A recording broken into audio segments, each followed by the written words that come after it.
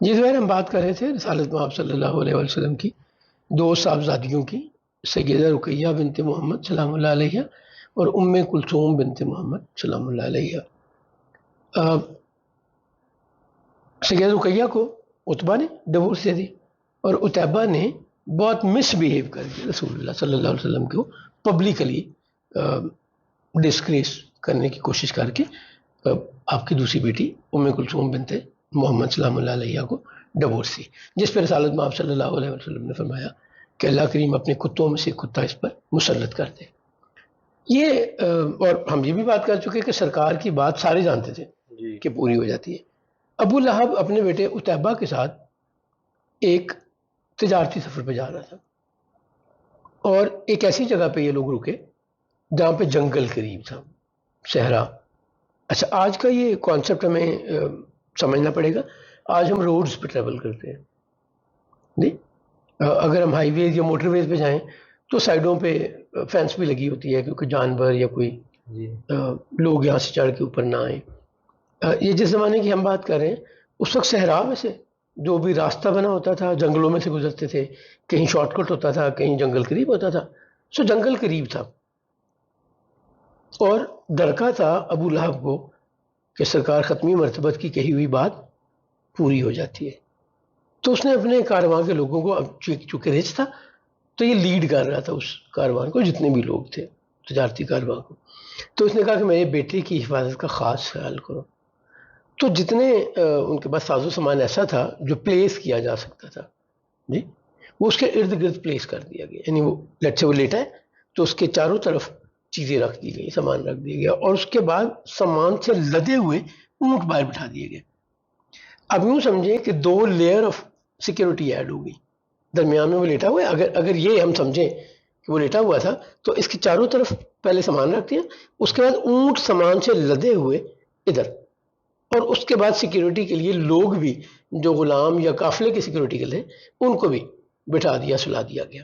اب اپنی طرف سے اس نے بڑی سمارٹنیس یہ کی کہ اگر کوئی جانور آئے گا تو پہلے غلام کو کھائے گا، اگر غلام سے آگے آئے گا تو اونٹ کو کھائے گا، اونٹ کو اگر کھا بھی لے گا تو ایک تو ہمیں اتنی دیر میں پتہ چل جائے گا، دوسرے اس کے بعد سامان پڑا ہوا ہے، میرے بیٹے تک ایکسیس نہیں ہوگی۔ اب اللہ کے لیے وہ مالک تو کہتے ہیں کون اور فیکون ہو جاتی ہے، مسبب الاسباب، وہ وہاں سے رزق دیتا ہے جہاں سے ہم گمان بھی نہیں کرتے۔ وہ کہتے ہیں تم جہاں مرضی چلے جاؤ موت تمہیں تلاش کر کے پہنچ جائے گی، چاہے تم تہ خانے میں چلے جاؤ، جتنا مرضی ڈسٹنس کور کر لو، جتنی مرضی سیکیورٹی بٹھا لو، سو مالک کے لیے تو کوئی مسئلہ نہیں ہے۔ اللہ کریم نے ایک شیر بھیجا جس نے عتیبہ کو اس ساری سچویشن میں بھی آ کے چیر پھاڑ ڈالا، مار دیا۔ اور کمال یہ ہے اس پہ کہ نہ اس شیر نے عتیبہ کا خون پیا، جی نہ گوشت کھایا، یعنی اس جانور کو، اس شیر کو کتنی سینس یا کتنی کمپلیٹ کمانڈ اللہ کریم نے دی ہوئی تھی کہ یہ تمہارے لیول کا نہیں ہے، یہ گوشت یا خون جی اس قابل نہیں ہے کہ تم اس سے اپنی بھوک مٹاؤ۔ صحیح ہے، تم کسی پاک صاف جانور، کسی پاک صاف چیز کو کھانا تمہارا رزق تمہارے رب کی طرف سے ہے، یہ اس قابل نہیں ہے۔ سو اللہ کریم نے پوری کی وہ بات جو رسالت مآب صلی اللہ علیہ وسلم نے۔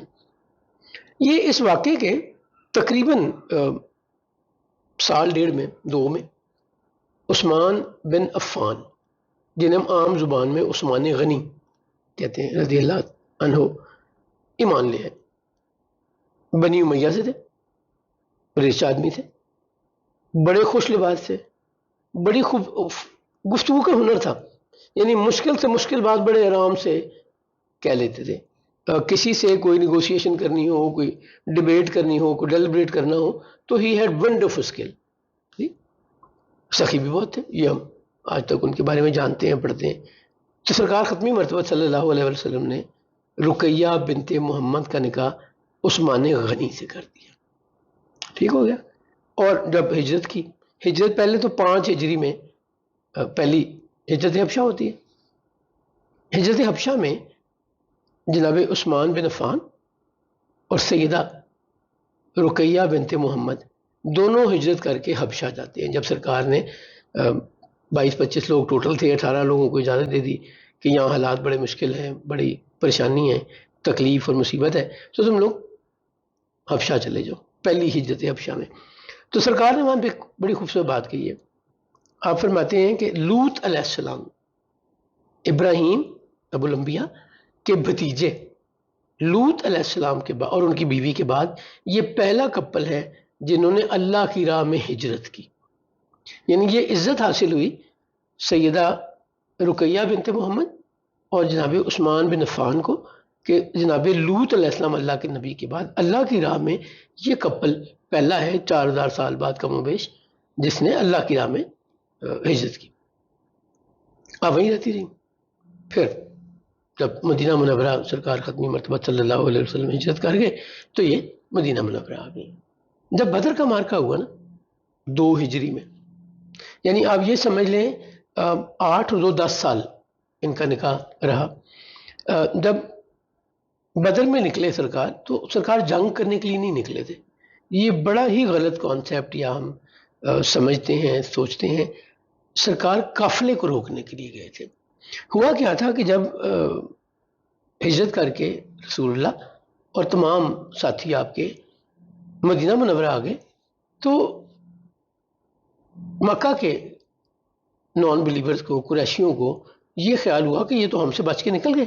پہلے تو بڑے خوش ہوئے کہ یہ مکہ چھوڑ کے جا رہے ہیں، چلو ہم جس تنگی میں مصیبت میں سمجھتے ہیں اپنے آپ کو، جن کی وجہ سے ہمارا اتحاد پارا پارا ہوا ہے، وہ یہ ایسی بات کرتے ہیں کہ جس کا ہمارے پاس جواب بھی کوئی نہیں ہوتا، لاجیکلی بھی ٹھیک ہوتی ہے اور لوگ بھی ان کو مانتے جا رہے ہیں، جو ان پہ ایمان لے آتا ہے اس کے ساتھ جو مرضی سلوک کر لیں وہ چھوڑتا بھی نہیں ہے۔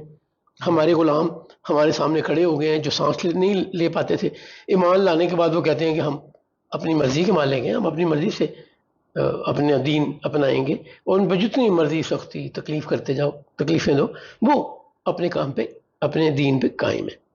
تو جانے سے یہ لوگ خوش ہوئے انیشلی کہ شکر ہے ہمیں مکہ میں سکون آ گیا، اب کوئی پریشانی نہیں ہے۔ تھوڑے دنوں بعد ان کو احساس ہوا کہ وہ تو سکون میں آ گئے ہیں، اب نہ ان کو مدینہ میں کوئی تنگ کرتا ہے، نہ ان کے لیے کچھ تھریٹ ہے، اور اگر وہ وہاں پہ آرگنائز ہو گئے اور کل کو انہوں نے اٹیک کر دیا ہم پہ تو ہم کہاں جائیں گے؟ تو سب سے پہلا سٹیپ انہوں نے یہ لیا، انہوں نے مسلمانوں کے لیے تکلیفیں اور social boycott, rather trade boycott, تجارتی بائیکاٹ کر دیا مکہ کا، کہ مسلمانوں سے نہ کوئی خریدے گا نہ بیچے گا۔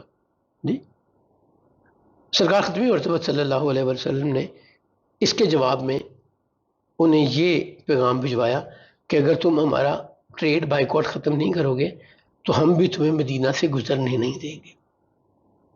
تنگ آمد بجنگ آمد، جب آپ مجھے تنگ کریں گے تو میرے پاس اور کوئی چوائس نہیں ہے، آپ مجھے جینے نہیں دے رہے، آپ مجھے کمانے نہیں دے رہے، اور میرے گھر کے سامنے والی سڑک سے گزر کے تجارت کر کے جاتے ہیں، تو یہ تو اس پہ تو میری اتھارٹی ہے، تو پھر میں بھی۔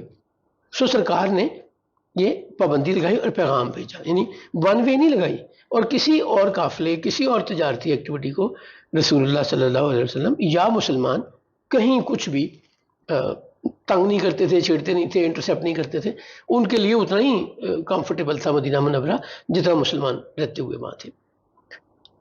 ابو سفیان تجارتی قافلہ لے کے گیا، سرکار کو اپنی انٹیلیجنس سے پتہ چلا، تو سرکار اس قافلے کو روکنے کے لیے گئے تھے مدینہ منورہ سے کہ ہم ان کو روکیں گے اور ان کو بتائیں گے کہ ہماری اتھارٹی ہے، یہ ایریا ہمارے کنٹرول میں ہے، جی، تاکہ وہ سوشل بائیکاٹ ختم کریں ہمارا، یا کہیں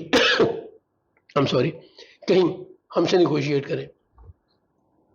تو جو مدینہ منورہ سے لوگ گئے معافی چاہتا ہوں، جو مدینہ منورہ سے لوگ گئے وہ جنگ کرنے کے لیے نہیں گئے تھے، وہ تو قافلہ روکنے کے لیے اصل میں گئے تھے۔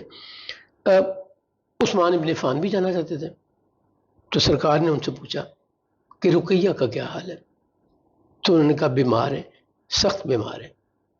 ختمی مرتبہ صلی اللہ علیہ وسلم نے حکم دیا کہ پھر تم ہمارے ساتھ قافلہ روکنے نہیں جاؤ گی، جی، تم رقیہ کی تیمارداری کرو۔ اچھا، یہ الٹیمیٹلی قافلے سے جنگ میں کنورٹ ہو گیا، جنگ بدر ہوئی، یوم فرقان کہتے ہیں اس دن کو جس دن جنگ بدر ہوئی، اسلام اور کفر میں فرق کرنے والا دن بڑی مشکل تھی. وہ ہم ظاہر ہے جب مدنی زندگی میں آئیں گے تو ڈیٹیل سے جنگ بدر ڈسکس کریں گے. تو سرکار نے جو اصحاب بدر ڈکلیئر کیے ان میں عثمان غنی کا بھی نام ہے. عثمان بن عفان بھی اصحاب بدر ہے. اور جو مال غنیمت آیا جس طرح وہاں موجود لوگوں کو حصہ ملا ویسے ہی جناب عثمان بن عفان کو بھی حصہ دیا گیا. جب سرکار اس جنگ سے فارغ ہو کے مدینہ منورہ تشریف لائے، 200-250 کلومیٹر دور ہے مدینہ منورہ سے بدر، تو اس وقت دفن کیا جا رہا تھا سیدہ رقیہ کو. تو جو رسالت میں آپ صلی اللہ علیہ وسلم نے روکا تھا عثمان بن عفان کو کہ نہ جاؤ، وہ درست روکا تھا. یعنی ان کی طبیعت یا ان کی بیماری اتنی زیادہ تھی کہ وہ سروائیو نہیں کر سکی. رسالت میں آپ صلی اللہ علیہ وسلم بہت خوش تھے. اچھا، سرکار اپنے تینوں دمادوں سے بہت خوش تھے. ابی العاص بن ربی کی بڑی تعریف کیا کرتے تھے کہ قریش کے سارے پریشر کے باوجود ابو العاص نے میری بیٹی زینب کا بہت خیال رکھا، بڑی محبت سے وقت گزارا، اس کی کیئر میں، اس کی تمام معاملات میں بڑی دھیان کیا، محبت سے کیئر سے رکھا. علی ابن ابی طالب مثال ہے. عثمان غنی یا عثمان بن عفان، ان کے متعلق بھی حضور بڑے خوش تھے ان سے. اور مکہ میں مشہور تھا کہ آئیڈیل کپل ہے عثمان بن عفان اور رقیہ بنت محمد.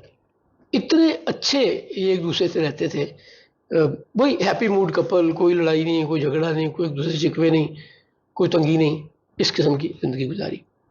تو جب رقیہ بنت محمد سلام اللہ علیہ کی ڈیتھ ہوئی تو رسالت میں آپ صلی اللہ علیہ وسلم نے ام کلثوم کا نکاح اسی مہر پہ عثمان غنی سے کر دیا، عثمان بن عفان سے کر دیا. اور آپ نے فرمایا کہ مجھے جبریل نے آ کے پیغام دیا کہ میں ام کلثوم کا نکاح عثمان بن عفان سے اسی مہر پہ کر دوں جس پہ رقیہ کا نکاح عثمان بن عفان سے کیا گیا تھا. اور ایک اور ڈائلاگ بڑی ہی عزت والا. اچھا، یہاں سے نا عثمان بن عفان کو ذو النورین بھی کہا جاتا ہے. میں بتا چکا ہوں عربی میں زال واو دو کے لیے استعمال ہوتا ہے. ذو النورین دو نوروں والا. اور ایک اور بات بھی کہی جاتی ہے کہ اس کائنات کی ہسٹری میں عثمان بن عفان کے علاوہ کوئی اور ایسا شخص نہیں ہے جس کے گھر کسی نبی کی دو بیٹیاں باری باری نکاح میں آئی ہوں. کسی نبی کی دو بیٹیاں ذو النورین بھی کہا جاتا ہے. ام کلثوم کا نکاح بھی ہو گیا. اور سرکار کا فرمان ہے کہ اگر میری 10 بیٹیاں بھی ہوتی تو میں باری باری عثمان سے ان کا نکاح کر دیتا.